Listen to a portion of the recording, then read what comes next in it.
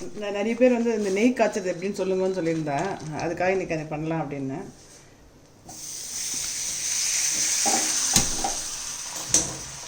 அந்த அடுப்பு வந்து சிம்லேயே வச்சுக்கோங்க, சிம்லேயே வச்சு காய்ச்சணும்.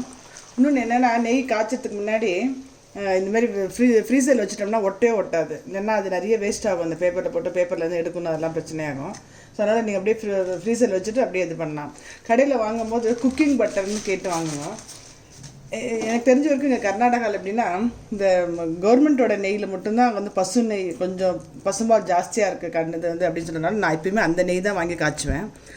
ஆற்றுல பண்ணுறது வந்து பெருமாளுக்கு வச்சு யூஸ் பண்ணிக்கலாம். இப்போ பிரசாதத்துக்கு டெய்லி சாப்பிட்றதுக்குலாம் இந்த வெண்ணெய் தான் வாங்குறது. குக்கிங் பட்டர் இது வாங்கியிருக்கேன். இது இப்போ வந்து 1/2 கிலோ 500 கிராம்ஸ் வாங்கியிருக்கேன்.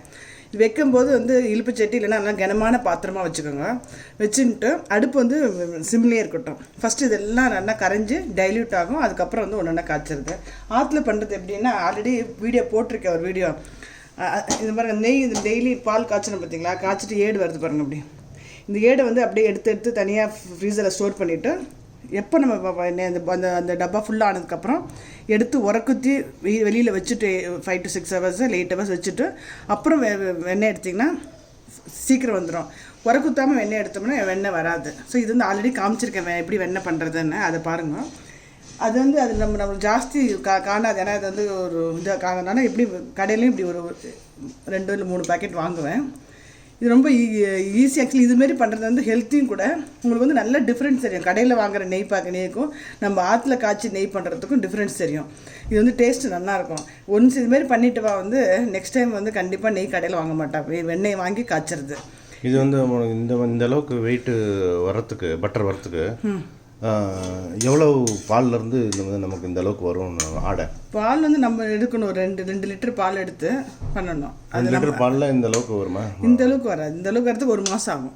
இல்லை குவான்டிட்டியாக வரும். இந்த அளவுக்கு இந்த நெய் வரத்துக்கு, இந்த வெண்ணெய் வரத்துக்கு, வெண்ணெய் வரத்துக்கு இந்த அளவுக்கு. இது எவ்வளோ? 1/2 கிலோவா? 1/2 கிலோ வெண்ணெய். 1/2 கிலோவுக்கு உனக்கு வந்து எத்தனை லிட்டர் பால்லேருந்து இது எடுக்க முடியும்? ஒரு கிட்டத்தட்ட டெய்லி 2 லிட்டர் பால் அப்படியே ஃபுல்லாக காய்ச்சி எடுத்தோம்னா பால். இப்போ வந்து நம்ம வெறும் இந்த 1 லிட்டர் பால், இந்த காப்பி சாப்பிட்ற பால் தயிர்லாம் இருக்கிறத எடுக்க மாட்டேன். காப்பி சாப்பிட்ற பால் ஏடு மட்டும் தான் எடுத்து நான் வைக்கிறேன் நான். அதுவே வந்து ஒரு எவ்வளோ வந்துடும், 100 கிராம்ஸ்க்கே வந்து 15 நாள் ஆகுது எனக்கு. அப்படின்னும்போது கிட்டத்தட்ட ஒரு 2-3 லிட்டர் வேணும். கரெக்டாக தெரியல எனக்கு. இது பண்ணுறதுக்கு ஒரு மாதம். ஆமாம், 1 மாதம் ஆகும். அது வந்து பெருமாளுக்கு வச்சுக்கலாம்.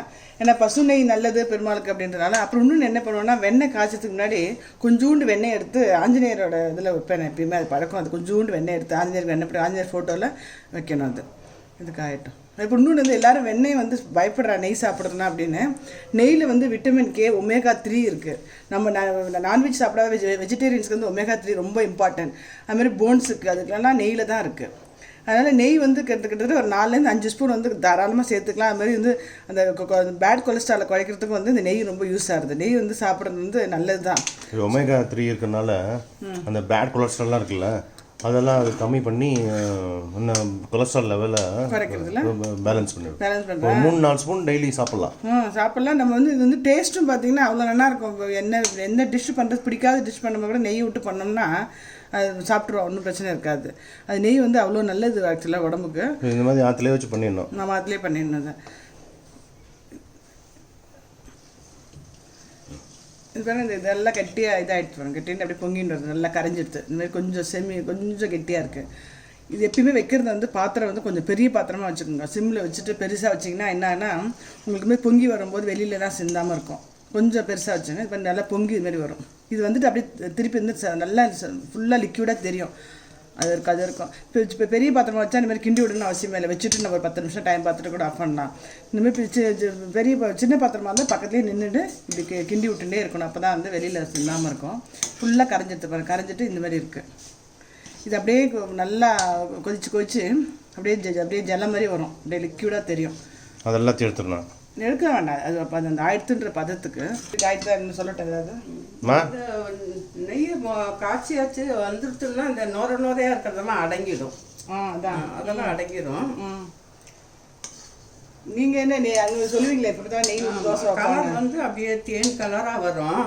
நடுவில் இப்படி இந்த ஒதுங்கினோம்னா இப்படி வரும்போது இந்த நுரையாக மேலே வராது. நுரையெல்லாம் அடங்கிட்டு நடுவில் இப்படி தெளிவாக தேன் கலருக்கு இருக்கும். அதான் நெய் காய்ச்சி எடுத்துன்னு வந்தோம்.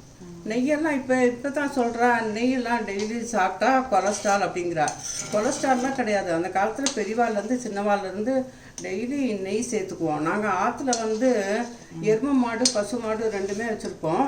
பசும்பால் வந்து காஃபிக்கும் பால் சாப்பிட்றதுக்கும் வச்சுப்போம். எருமை பால் வந்து அப்படியே தயிருக்காக உர ஊற்றுவோம். தினசரி 2 லிட்டர் பால் கறக்கும். அதை அப்படியே உர ஊற்றுவோம். அன்னன்னைக்கு வந்து ஆடை மட்டும் எடுத்துட்டு ஆடையை ஒதுக்கிட்டு தயிர் மட்டும் சாப்பிட்றதுக்கு எடுத்துக்குவோம். அந்த ஆடையோட கொஞ்சம் தயிர் வச்சு மண்பானையில் வச்சு கடைவோம். தினசரி கடைஞ்சா ஒரு 1/2 கிலோ வெண்ணெய், ஒரு தேங்காய் அளவு உருண்டை வரும். தேங்காய் அளவுக்கு பெரிய உருண்டையாக வரும். அதுவும் தாத்தா சொல்வா, இந்த மாதிரி வெயிலுக்கு முன்னாடி கடையணும், இல்லைன்னா உனக்கு இலகிண்டு நெய் வெண்ணெய் திரண்டு வராதும்பா. வெடி காலமே காலம்புற சீக்கிரமாவே தயிர் கடைவோம். மண்பானையில் வச்சுட்டு ஒரு தேங்காய் பரிசுக்கு உருண்டே பெருசாக வரும். அதை நல்லா கையில் தண்ணி தொட்டு உருட்டி மோர் பானைக்குள்ளேயே போட்டு வச்சுருப்போம். 3 நாளைக்கு இருக்க 3 நாளைக்கு இருக்க வெண்ணெய் எடுத்து காய்ச்சுவோம். சமையலுக்கெல்லாம் கூட்டு குழம்பு இதுக்கெல்லாம் தாளிக்கிறதுக்கு நெய் தான் எடுத்துக்குவோம். தோசை வாக்குறதுக்கு நெய் தான் எடுத்துக்குவோம். எல்லாத்துக்கும் நெய் சேர்த்துக்குவோம். அப்புறம் சின்ன குழந்தைகளுக்கெல்லாம் வந்து எண்ணெய் தேய்ச்சி குளிச்சு விடும்போது தலைக்கு மட்டும் நல்லெண்ணெய் தேய்ப்பா. முகத்துக்கு உடம்புக்கெல்லாம் நெய் தேய்ச்சி விடுவா. அது வந்து ஸ்கின்னெல்லாம் ரொம்ப நல்லா இருக்கும். குழந்தைகளுக்கு ட்ரை ஆகிண்டு அந்த மாதிரி அரிக்கிறது அப்படி இப்படியெல்லாம் வராது. அந்த மாதிரி எல்லாம் பண்ணி விடுவா. நெய் ஆற்றுலேயே நாங்கள் மாடு வச்சுட்டு அப்படி நெய் நிறைய இருக்கிறதுனால இந்த மாதிரிலாம் பண்ணுவோம். பெரியவா வந்து சின்ன வரல எல்லாரும் டெய்லி நெய் சாப்பிடலாம். சாத்துக்கு நெய் விட்டு சாப்பிடணும். குழம்பு சாதம் பருப்பு சாத்துக்கு அந்த மாதிரி நிறைய இந்த பானை நிறைய வச்சு கடையிறதுனால நாங்கள் 3 நாளைக்கு இருக்க மோர் குழம்பு வச்சுருவோம். மோர் கறி பண்ணுவோம். மோர் பச்சடி கூட பண்ணுவா. அப்படி இப்படி மோர் சேர்த்துக்குவோம். தயிர் சாதம் சாப்பிடுவோம். தோசைக்கு கூட நீங்கள் விட்டு போயிடல தோசைக்கு? ஆமாம், தோசைக்கெல்லாம் கூட தோசை உப்புமா இதுக்கெல்லாம் கூட தயிர் தொட்டுன்னு சாப்பிடுவா. இப்போல்லாம் தோசை மிளகாப்பிடிக்கு நல்லெண்ணெய் குழச்சி சாப்பிட்றோமே.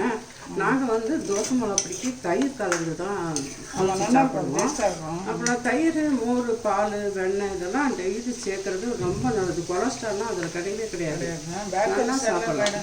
விட்டமின் கே இருக்குன்னு சொல்கிறாங்க. விட்டமின் கே வந்து இந்த மாதிரி போன்ஸுக்கு இதுக்கெல்லாம் விட்டமின் டி இருக்குது. விட்டமின் கேட்டும் இருக்கு.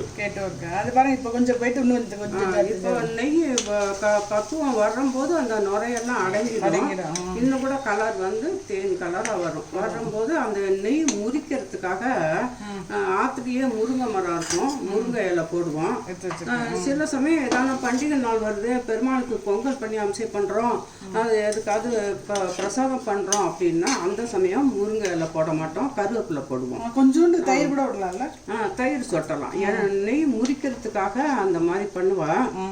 இது முருங்கைக்கீரை வந்து சொன்ன மாதிரி பெருமாள் நம்ம எடுத்துக்க போறோம் அப்படின்னா போட முடியாது. நாங்கள் வந்து ஆற்றுலேயே மாடு பால் வச்சு வெண்ணெய் எடுக்கிறதுனால 3 நாளைக்கு ஒருக்கா வெண்ணெய் சேர்ந்துடும். நெய் காய்ச்சுவோம்.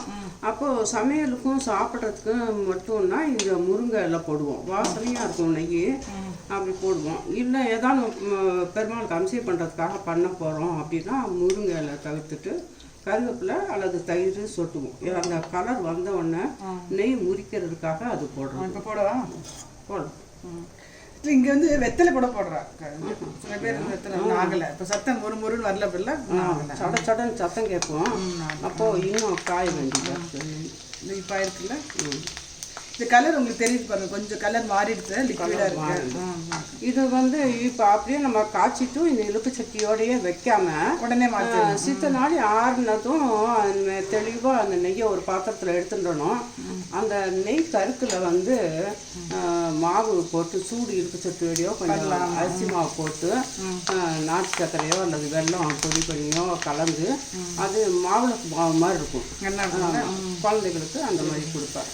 போட்டு எடுத்துடுவேன். கொஞ்சம் இருக்கட்டும். சட்டன்னு அடிக்கிறது எண்ணெய் அந்த இலை முறிக்கிடும். சின்ன வயசுலேருந்து கண்ணை வந்து இந்த வெண்ணெயை திருடுவான்னு சொல்லுவாள்ல, அந்த வெண்ணெயை திருடுவாங்கிறதுக்கு பின்னால் என்ன தத்துவம் இருக்குன்னு தெரியுமா? தெரியாது. இந்த வெண்ணெய் வந்து வெள்ளை கலர், ரொம்ப பியூர், சாஃப்ட். இந்த வெண்ணெய்ங்கிறது வந்து அது ஆக்சுவலாக தத்துவம்னு பார்த்தோன்னு வச்சுக்கோங்க. மனசு, வெள்ளை மனசு, நல்ல இலகிய மனசு இருந்தால் கண்ணன் திருடிடுவான். ஓ அந்த மாதிரி நல்ல மனசு இருந்ததுன்னு வச்சுக்கோ, நம்மளுக்கு வந்து நல்லது. கண்ணன் திருடிடுவான். அந்த மனசை கண்ணன் திருடிடுவான். நம்ம வந்து கண்ணனுக்கு அடிமையாயிருவோம். அந்த மாதிரி மனசு தான். அதான் அந்த வெண்ணெயோட வெண்ணெய் அந்த கவலை இல்லாத மனசு வந்து நெய்க்கு வந்து வெண்ணெய்க்கு வந்து உதாரணம். அதான் இது. ஆமாம், நல்ல வாசனை வருது. இன்னும் இந்த நுரை அடங்கட்டும். இல்லை நுரை அடங்கட்டும். இந்த ஸ்டேஜில் இப்போ இது வரைக்கும் ஆஃப் பண்ணிடுறேன். ஏன்னா இது வந்து இரும்பில் வச்சுட்டு இது ஒரு 2 minutes வச்சுட்டு அப்புறம் மாற்ற போகிறேன். அப்போ அது கரெக்டாக இருக்கும். இந்த பாருங்க போட்டேன். வெடிக்கலையே. இதை வெடிக்கிறதுக்கு இது வந்து ஃப்ரிட்ஜ்லேயே வச்சுக்காம வெளியே வைக்கலாம்ல? வெளியிலே ஃப்ரிட்ஜில் வைக்க வேண்டாம். வெளியிலே வச்சுட்டு கிட்டத்தட்ட ஒரு நம்மளுக்கு 6 மாதம் நமக்கு 15 நாள் சரியாயிடும். இல்லைன்னா 3 மாதம் வரைக்கும் தாராளமாக வச்சுக்கலாம்ல. நெய்யெல்லாம் வெளியில் இருந்தாலும் கூட கிடையாது, வெளியிலே வச்சுக்கணும். இது ஆயிடுத்து. இப்போ இந்த கலர் தெரியுது உங்களுக்கு. ஒரு 2 minutesக்கு அப்புறம் எடுத்துட்டு காமிக்கிறேன் உங்களுக்கு. கொஞ்சம் கசடு வந்து உள்ளே போனால் பரவாயில்ல. நான் ரொம்பலாம் வடிகட்டுறது இல்லை. வேணும்னா கொஞ்சம் துணி போட்டு வடிகட்டிக்கணும். பரவாயில்ல. இப்போ அதனால தான் இது வந்து கிளாரிஃபைட் பட்டர் அப்படிம்பாங்க. இந்த பட்டரில் இருக்கிற ரெசிடியூஸ்லாம் இருக்குல்ல, மில்க் ரெசிடியூஸ்லாம், அதெல்லாம் இப்போ கிளாரிஃபிகேஷன் அப்படின்னா சந்தேகங்கள்லாம் போனது தான் கிளாரிஃபிகேஷன். அதே மாதிரி கிளாரிஃபைட் பட்டரில் வந்து இந்த பட்டரில் இருக்கிற மில்க் ரெசிடியூஸ்லாம் போயிடும். அதனால தான் கிளாரிஃபைட் பட்டர் அப்படிம்பாங்க பேர். இது இந்த நெய் ஆயிடுத்து. இப்போ இது வந்து உடம்புக்கு ரொம்ப நல்லதாக இருக்குனால இதை வந்து அப்படியே ஏதாவது குழம்பு ரசம் அன்றைக்கி போடுறதுல அதை போட்டுடலாம். அப்படி இல்லைன்னா கூட இதுக்காக இது பண்ணிக்கலாம். இல்லை உடம்பு தேய்ச்சிருந்தா கூட ஸ்கின்னுக்கு நல்லது. இப்போ இந்த இது அப்படியே வாசனையாக இருக்கும். குழம்புல போட்டு இந்த இது பண்ணி இது வந்து எல்லாரும் நாங்களாம் சாப்பிடும்போது இது அப்படியே வெயிட் பண்ணிட்டு இருப்போம் எப்போ கொடுப்பா அப்படின்னு. நெய் காய்ச்சினோடனே இதில் வந்து காமிக்கிற மாதிரி கொஞ்சம் நாட்டு சக்கரை போட்டு அரிசி மாவும் போடலாம். வெறும் அரிசி மாவும் இல்லைன்னா கஞ்சி மாவு ஆற்றுல இருந்தால் கஞ்சி மாவும் போடலாம். போட்டுட்டு பிசையலாம். ரொம்ப டேஸ்ட்டாக இருக்கும். காமிக்கிறேன். நெய் காய்ச்சினதும் நெய் கருக்குன்னு சொல்லுவோம். நெய்யை தெளிவாக ஒரு பாத்திரத்தில் எடுத்துகிட்டு அந்த நெய் கருக்கில் மாவில் மாதிரி இருக்கும். அது அரிசி மாவு அல்லது கஞ்சி மாவுனாக்கா நம்ம அதில் பாதாம் முந்திரி நிறைய சாமான்லாம் கலந்துருக்கு. அந்த மாவு கூட போடலாம். இல்லைன்னா தனியாக அரிசி மாவு போட்டு நாட்டு சக்கரை போட்டு நெய் காய்ச்சிற டைம்லாம் குழந்தைகள் இதை ரொம்ப எதிர்பார்ப்பா. நம்ம இது இப்போ முடித்ததும் இது போட்டு கொடுப்போன்ட்டு நல்லா இருக்கும். நெய் சக்கரை கருக்கோட இந்த மாவு கலந்து சாப்பிட ரொம்ப நல்லா இருக்கும். மாவுளக்கு மதியா மாவுளக்கு டேஸ்ட்டுக்கு இருக்கும். நெய் கருக்கு நிறைய இருக்கிறதுனால இதுக்கு பேர் என்ன? நெய் கருக்கு மாவா? ஆமாம், நெய் கருக்கு மாவு. இது வந்து என்ன வெறும் அரிசி மாவு கோதுமை மாவு. இப்போ வந்து இது கொஞ்சம் போடுங்க. இது வந்து இப்போ புழுங்கரிசி வறுத்து மாவு. சும்மா கஞ்சிக்காக வறுத்து வச்சுருக்கேன் அந்த மாவு. இதில் கொஞ்சம் நாட்டு சக்கரை போட்டிருக்கேன். இது அப்படியே இது வறுத்த மாவுங்கிறதுனால அந்த நெய் காய்ச்சின சட்டி சூடுக்கும் அந்த கருப்பு சக்கரை கலக்கிற போது ரொம்ப டேஸ்ட்டாக நல்லாயிருக்கும். இது வந்து சாப்பிட்டு பாருங்கள். எந்த ஸ்வீட்டுக்கு ஈடாகாது. அவ்வளோ நல்லாயிருக்கும். உடம்புக்கு வந்து இந்த நெய் வந்து அவ்வளோ நல்லது இருக்குது. அதனால் நெய்யை வந்து கண்டிப்பாக எல்லோரும் சேர்த்துக்கோங்க. நெய்யை கம்மி. இது நல்லா ஆறுனதுக்கப்புறம் கெட்டியாக நன்னாயிடும். நல்லா தேன் கலரில் வந்து டெய்லி விளக்கு பெருமாளுக்கு ஒரு சின்ன அகலில் வந்து நெய் விளக்கு ஏற்றுறது வந்து அவ்வளோ நல்லது. எந்த இதுவும் தோஷமும் வராது ஆற்றுக்கு அப்படின்னு நெய் விளக்கு. அது தனியாக பெருமாளுக்கு வந்து முருங்கைக்கீரைலாம் போடக்கூடாது.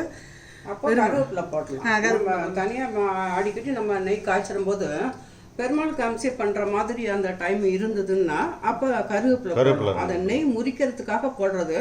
சும்மா கொஞ்சம் எல்லாம் போட்டால் போதும். அந்த மாதிரி இது பண்ணிடுது. இப்போ நெய் அதில் தெளிவாக எடுத்துக்கிட்டு இந்த கருக்கில் போட்டு பசங்க இது எல்லாரும் பெரியவா சின்னவா எல்லாரும் சாப்பிடுவா. பசங்கள்லாம் வந்து நெய் காய்ச்சிடும் போதே நம்மளுக்கு கருக்கில் மாவுளுக்கு கலந்து தருவா அப்படின்ட்டு ரொம்ப ஆசையாக எதிர்பார்த்து சாப்பிடுவாங்க.